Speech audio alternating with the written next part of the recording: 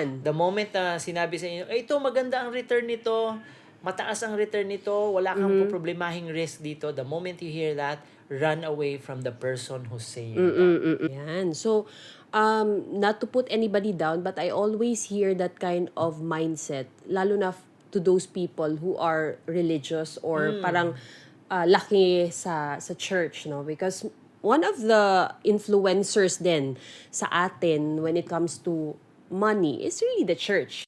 Welcome to Sunday's Best with Val. And Kathy, inspiring possibilities for couples, parents, families, and everyone in between.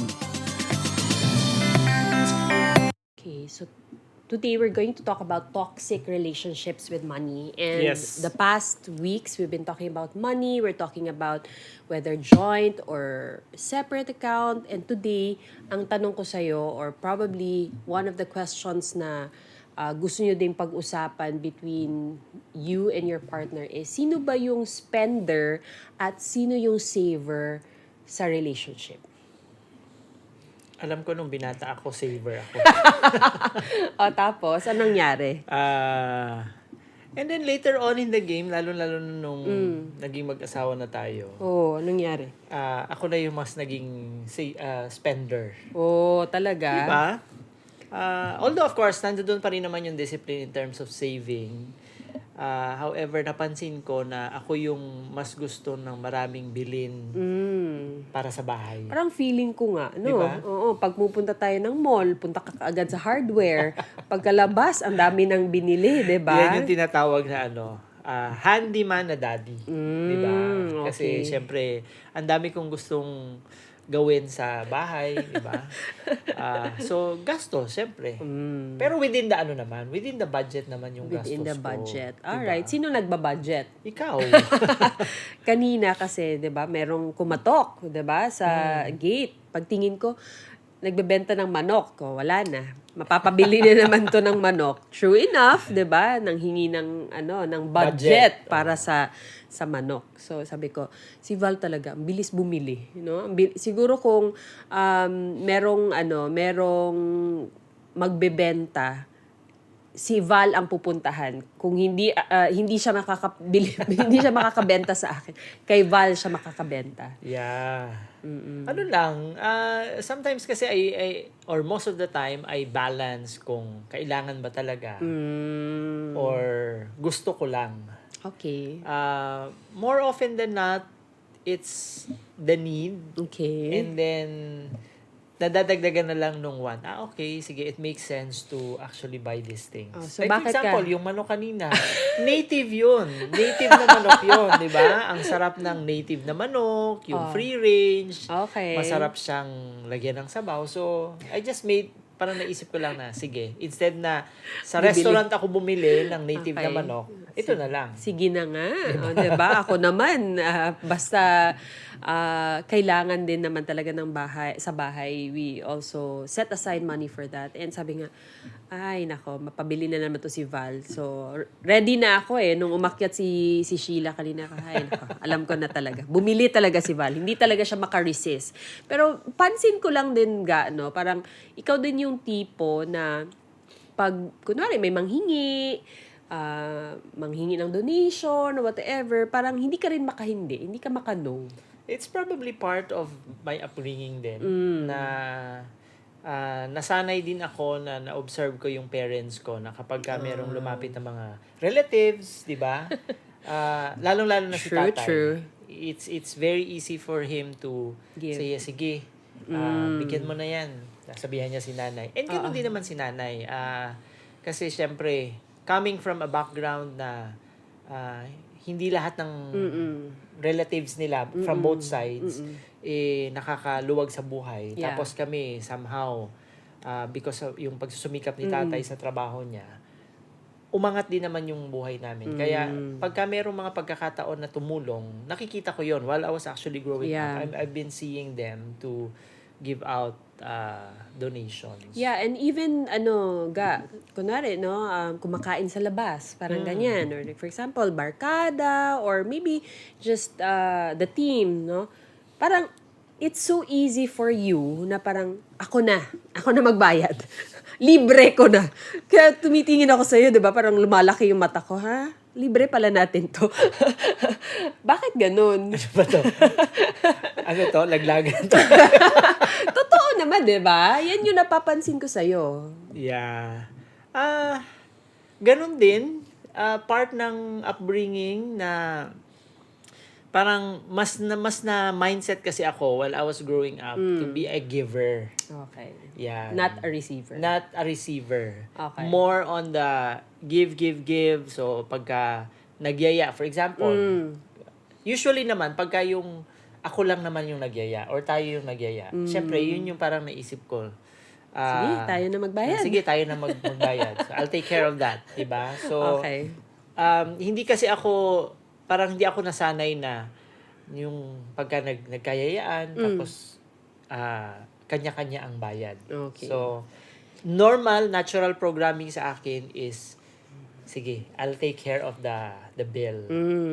Meron bang guilt na ganun? May feeling ba of guilt na kailangan ikaw talaga magbayad? Siguro ano lang siya.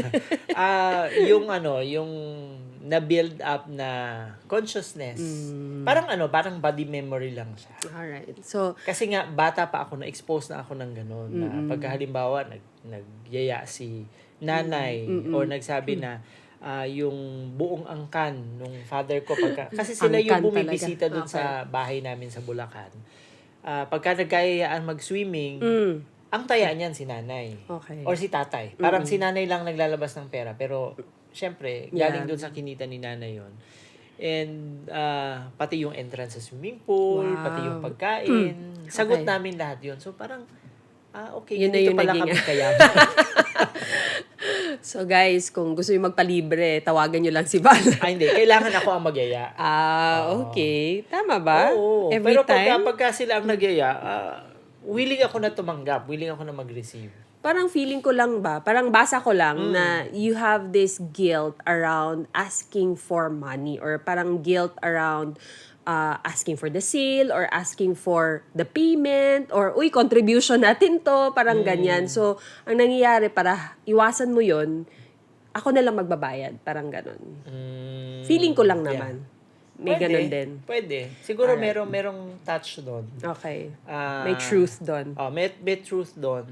Pero siguro it's really more of yung madalas ko kasi makita na kapag ganun situation talaga na nagkayayaan at ako yung nagyaya or kami dati ang nagyaya, kami ang sagot, kami ang taya. Okay, so bakit nga ba tayo nag-uusap nito, no? Kasi nga, in relation to what we're going to talk about today, it's about having toxic relationships with money. Yes. And kung hindi natin to, if we are not aware na meron pala tayong toxic relationship with money, then it will appear again and again in your life and it can cause conflict between relationships. Yeah. And the great thing about this is, di ba, toxic relationship. Relationship kasi, it's like having a relationship with a person. So, Tama. dito lang, yung pinag-uusapan natin is money. Money. So, we saw this article ni FQ Mom, no? And we want to just touch on this and probably relate yung mga experiences natin around our relationship also with money. As a couple. Yeah, and as a parents couple. also. And how do we, perhaps siguro sa experience natin or probably people that we also know, notice na ganun din yung klase ng relationship nila with money.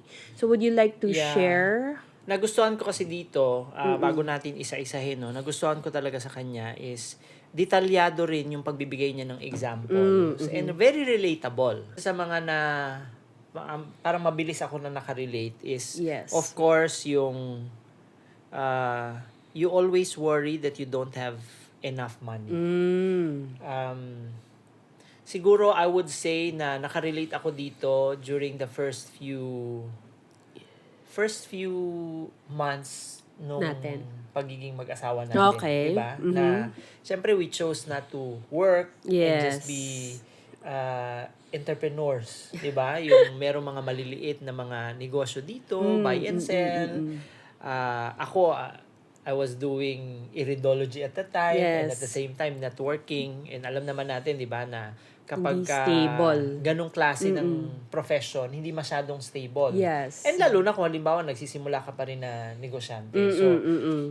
because hindi stable yung source of income, meron talaga mga times na may isip mo na parang I don't have enough money. Okay. 'Di ba? And sometimes during those times, ito rin yung napag-uusapan natin. Yes. 'Di ba?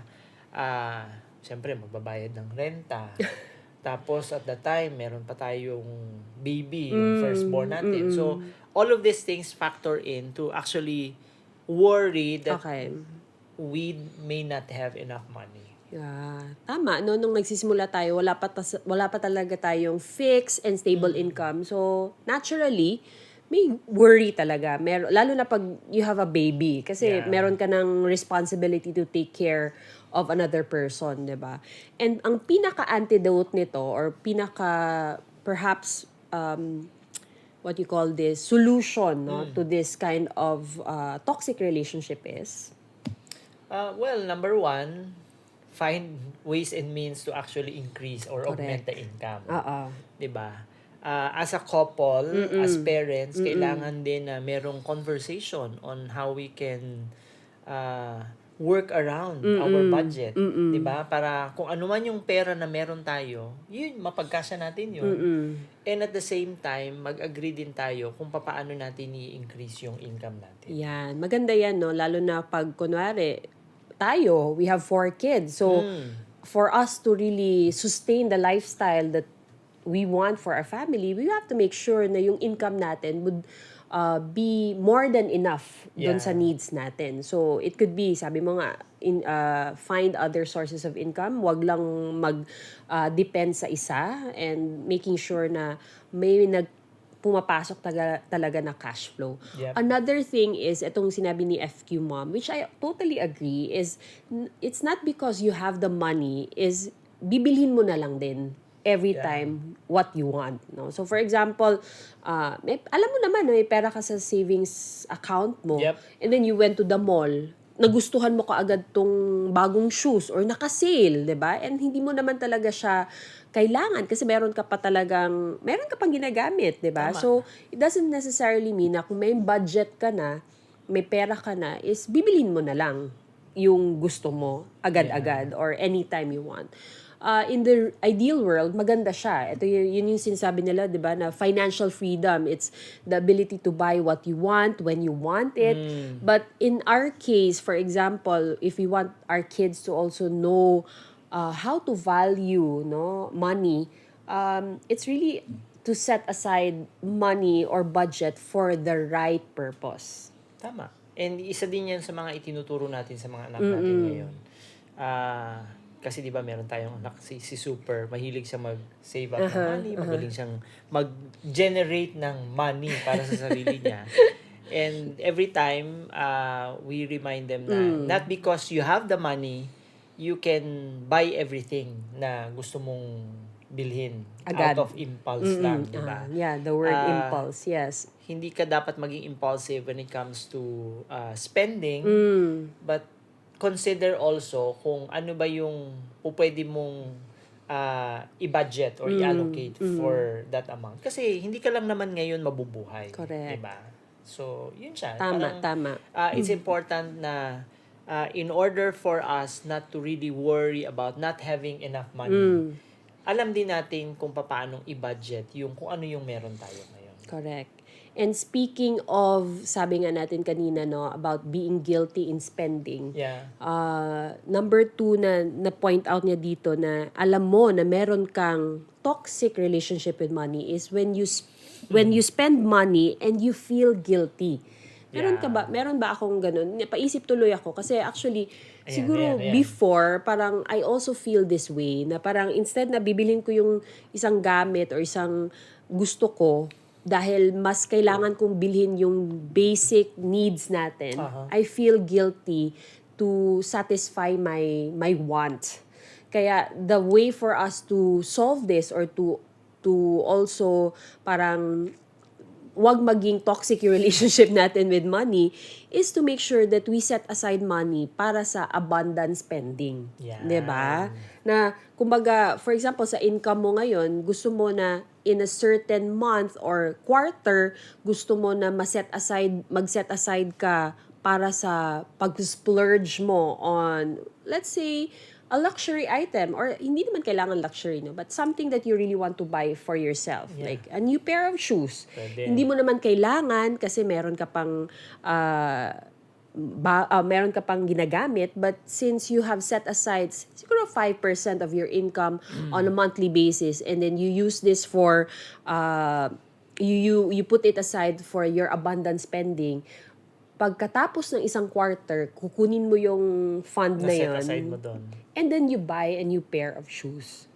'Di ba? Yeah. And ano yung purpose nun? Kung bakit you also set aside money for indulgence or for abundance. Ito 'yun, 'di ba? Yung hindi ka ma-feel guilty kasi meron kang para sa necessities mo, pero meron ka ding pang abundance or yung pang splurge mo. Yeah.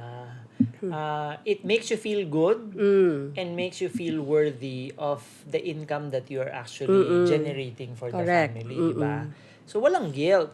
Natatandaan ko dati, bago namin to na actually natutunan, no, meron din tayong mga ganyan mga instances na hindi natin, we deprive or probably we beg off from eating in a nice restaurant. Yan. Diba? Oo. Parang, ay, mahal kasi naman yung mga pagkain dyan, di ba? Bakit? Correct. Pwede naman natin kainin sa mas I di have ba? that Lower mindset, class na yes. restaurant. Bakit pa tayo papasok dyan? But when we attended yung workshop that taught us on how to set aside money for indulgence and for abundance, a portion of your income, then we began to explore, Yes. 'di ba, na pwede pala. Pwede Yeah. pala na ma-enjoy natin yung steak, pwede pala na ma-enjoy natin yung isang magandang buffet in a hotel, lalo-lalo nung nasa Cebu tayo, 'di ba? Because meron na tayong nakaset aside na money for that. Yan, alala ko yan, no, na I felt guilty na kumain tayo sa Marco Polo. Marco Polo. Sabi ko, hala, at that time, I think we spent around 2,000 plus or 3,000 na tayong dalawa lang. Sabi ko, ang laki naman na spend namin para sa dinner lang, di ba? Pero anniversary natin yon. Yes. So parang somebody told us na, don't be guilty kasi special day nyo naman, hindi ka naman kakain sa hotel every day, di ba? So, kumbaga yung amount na spend natin is just for that special day. And siguro at that time, since meron nga tayong toxic relationship with money, especially me, na parang I feel guilty on spending on luxury, di ba? Or something na feeling ko na, hala, more than what we need naman talaga ito. Yun nga, parang sabi niya na, you can also have that time to do it, especially kung it's a special day, birthday, anniversary, ganon. And the psychology behind that is if you allow yourself to experience a little bit of indulgence, a little bit of abundance from time to time, then it makes you feel good about how you're actually creating money for the family. Correct. And because you feel good, you feel inspired to work more so that you can enjoy more of the good life. Yan. Kasi Diba? na-experience mo na, masarap pala yung steak. Masarap pala yung yung buffet, no? Sa Dusitani or sa Vikings. Diba dati pag nag-Vikings, parang oh my God, i-compute ko na. 1,000 per head, ganyan-ganyan, no? But eventually, parang nasanay na yung, yung palate mo na, ganito pala yung taste ng masarap na pagkain. Not that karinderya or whatever, simple food. Home-cooked meals, once in a while na, di ba, parang indulgence like that is not something that you should be guilty about. Yeah. Lalo na kung you set aside money really for that particular purpose. Yeah, and if I may just quote before we proceed to the next. Sabi dito ni FQ Mom, money is a tool that allows us to enjoy life. Ayan. Yan. So, kung marunong lang talaga tayong mag-allocate doon sa pera na meron tayo or hawak natin, then it can actually allow us to fully enjoy the goodness of life. Para naman sa akin is ito yung Sabi dito na, you think that you can only be happy once you have a Ayan. certain amount of money. Oh, okay. Diba? Parang naalala ko tuloy yung conversation natin kaninang umaga. Sige daw, i-share mo sa kanila. Ayan. So, we have a friend who is in deep financial problem right now. And sama parang we were talking to each other, parang paano kaya natin siya matulungan, no? And ang idea or yung thought niya around it is parang bakit pa ako magpa-positive thinking kahit naman magpa-positive thinking ako, walang mangyayari or it won't solve my problem right now. So parang eto yung parang related siya dito eh. Yeah. Ako, how I'm relating to this is, siguro probably culture scape. Ibig sabihin yung, kung ano yung nakikita natin sa society, di ba, na magiging masaya ka lang kung meron kang ganito, di ba, if you have this. Yeah. However, again, going back to our community dun sa, yung sa space natin, yung mga ina-attend natin ng mga seminars, positive thinking ng mga seminars, at saka kung ano-ano pa, mga personal development and personal mastery seminar. Isa sa talaga sa natutunan ko, no? The very first time that I attended Discovery is yung principle about be, do, have. Alright. Dun sa principle na yon sinasabi na, syempre, di ba, parang normal na conditional yung happiness ng mga tao. I will only be happy if I am successful. I will only be joyful if I have all this wealth in the world. Or if I have a car, if I have a house, ganyan. Pero dun sa be, do, have the principle, ang sabi dun is, you need to feel it first, yung beingness mo, which kapag ka you already feel good, you feel happy about your life, you feel happy about yourself, you feel excited, then you can do more. You get inspired to work more for whatever have that you want to have or whatever dreams that you want to have. So, it's actually it actually starts with your own feeling muna of being happy instead of parang gawin mo siyang conditional na magiging masaya lang ako kung meron ako nito.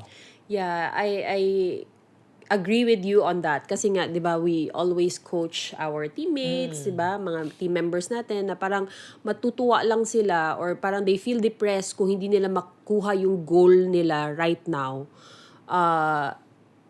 for a certain period of time. And we always bring them back to maging happy ka muna with what you have right now. Yeah. Diba? Be grateful first with what you have right now. Be happy with the amount of money that you have right now before you can actually have more. Exactly. Because at the end of the day, yun nga, it's not the amount of money that will actually make you happy. At the end of the day, whether you have 1,000 pesos in your wallet right now or 1 million pesos, it's the feeling of gratitude na babalikan mo, ano ba yung nag-work ngayon sa buhay mo. Tama.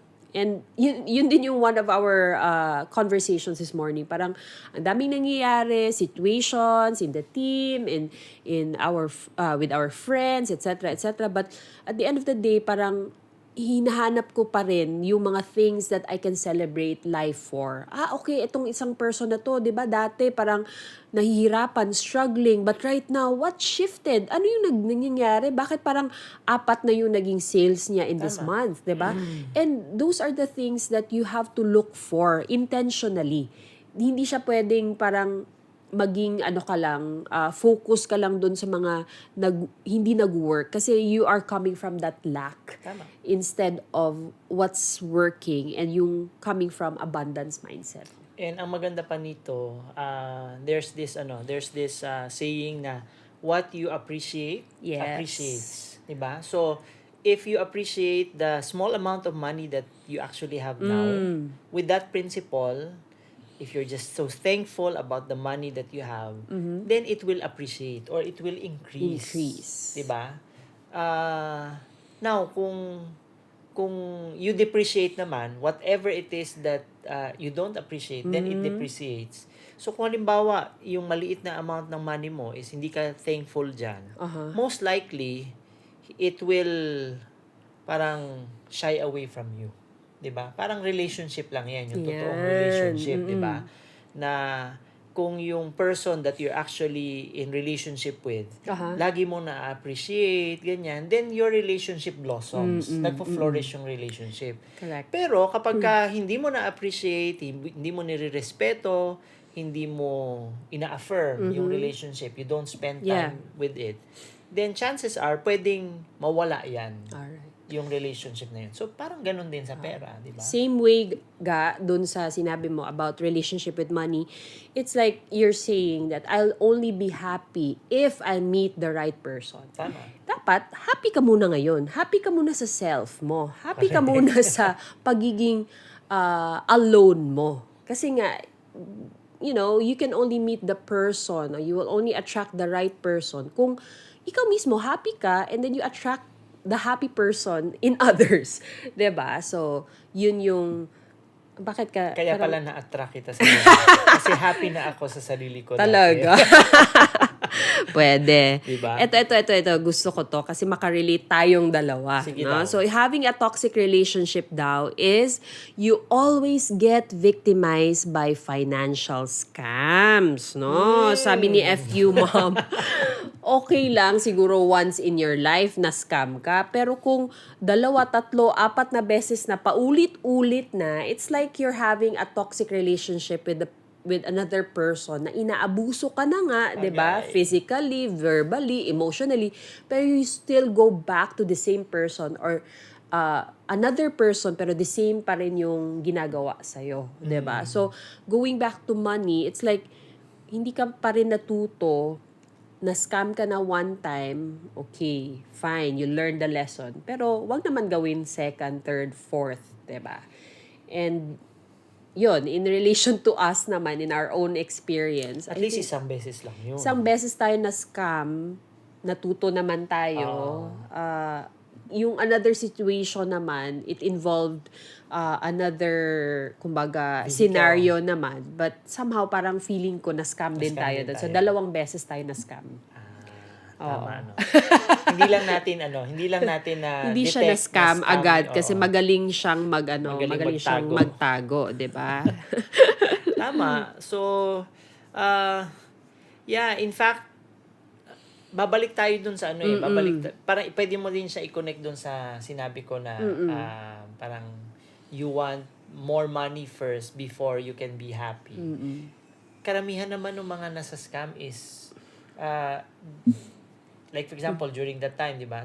We were seeking fulfillment and happiness only if meron na tayong maraming pera. Kaya, ang nangyari sa atin is we parang try to find ways and means to increase our income at that time. Yeah, and at that time, hindi rin natin alam kung ano ba talaga yung legit na investment. Wala pa tayong enough financial awareness, 'di ba? So, if you feel na itong isang investment is too good to be true, maybe it is, no? And in the economics definition, probably, no? Para sa lahat din ng audience natin listening, the higher the return, the higher the risk. Yun. The lower the risk, the lower the return. There is no such thing as high return with zero risk. Yan. The moment na sinabi sa inyo, ito maganda ang return nito, mataas ang return nito, wala kang problemahing risk dito, the moment you hear that, run away from the person who's saying that. Ito, dumating ako sa episode ng buhay ko, nung single pa naman ako nito. You say you don't want to be rich. Oh. Yan. So, ito din, nung nasa networking company pa ako nun, nung single pa ako, lagi kong sinasabi na, ay, okay na ako kahit na half or 10% lang nung na-achieve nung top 1 doon sa company. Ayoko namang maging kasing yaman ano ba na. yan? Yung sabi ko dati. Buti na lang, no? Naka-attend ako ng personal mastery and personal development seminar na totally na bago yung mindset ko around that. Parang, I don't know, siguro during that time, masyado lang ako na-flashyhan dun sa pagiging mayaman nung tao, Oh. nung top 1 na yon dun sa network marketing company na napasukan ko dati. That's why sabi ko parang I don't want to have that kind of flashiness. But you know what? Come to think of it, I realize na if we actually have all the avenues to generate wealth for ourselves and for our family, it will also allow us to help a lot of people. Number 1, pwede tayo maka-inspire ng ibang tao so that they can move to their next level as far as finances is concerned. Number 2, tayo mismo, of course, masaya tayo and we can enjoy life to the fullest. And then pangatlo is, pwede rin tayo makatulong in our own little way dun sa mga tao na pwedeng nangangailangan ng tulong din natin.